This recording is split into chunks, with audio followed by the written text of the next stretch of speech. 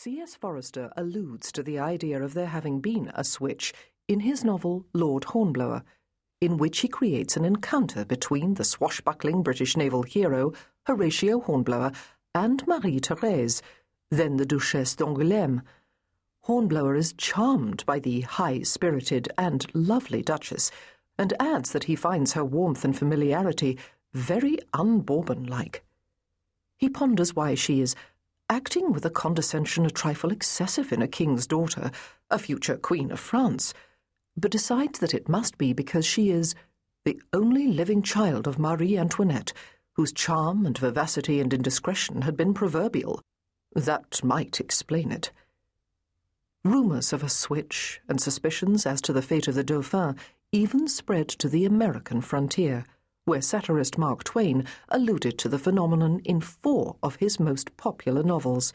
In Huckleberry Finn, for instance, Huck declares himself to be the missing little boy Dolphin. In 1814, upon the return of the Bourbons to France, the Duchesse d'Abrantes wryly remarked that it had been over 20 years since anyone had seen a Bourbon, and no one quite knew who was who anymore. In the days before the invention of photography and mass media, people relied on portraiture, which was wildly unreliable, to know the faces of their ruling families. In the case of the French Revolution, where so many of the courtiers were executed, there were very few people living afterwards who could serve as eyewitnesses, or say with any certainty, "That is Madame Royale." After all, Marie-Therese had entered the Temple prison a girl and vacated its walls after more than 3 years of isolation, a young woman. Various portraits of her, one supposedly executed days after her escape from the Temple prison, do in fact show facial changes, including a nose that is inexplicably different from the pictures of her as a young teenager. Only months after Marie-Therese made her dramatic journey from the Temple prison to Vienna, the American, Gouverneur Morris, who had known Marie-Therese as a little girl, saw her at the Prater. Morris remarked that she was much improved since he had seen her in France, and that she looked so much like the late king that he could with certainty dispel one rumour, that she was the daughter of Marie Antoinette's alleged lover, the Swedish Count Axel Fersen.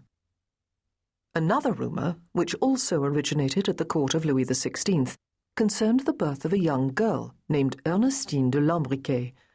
Gossips whispered that Ernestine was not the daughter of a chambermaid and a manservant of King Louis XVI's brother, as was claimed, but the illegitimate daughter of that same chambermaid and King Louis XVI himself, making her Marie-Therese's half-sister. That certainly would have explained not only why Ernestine looked so much like the king, but also why she and Marie-Therese were often called twins, and why she was raised alongside the young princess as her playmate. Ernestine was just a few months older than Madame Royale, and it was not uncommon for illegitimate children of a monarch to be brought up under royal protection alongside legitimate heirs to the throne. 200 years after the demise of the Holy Roman Empire and the 1,000-year-old Capetian dynasty, of which the Bourbon branch was its last, there remained one final nagging controversy. It is claimed that a woman known as the Dark Countess, who lived as a recluse at Eishausen Castle near Hildburghausen, Germany, was in fact the real Marie-Therese, and that Ernestine de Lambriquet, posed as Marie-Therese, went on to become the Duchesse d'Angoulême, Dauphine of France, and, to legitimists, the Queen of France in exile.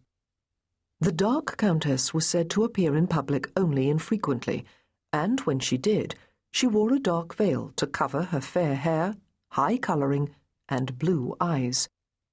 Her companion was a man who referred to her as Your Grace, and the pair spoke with each other in French.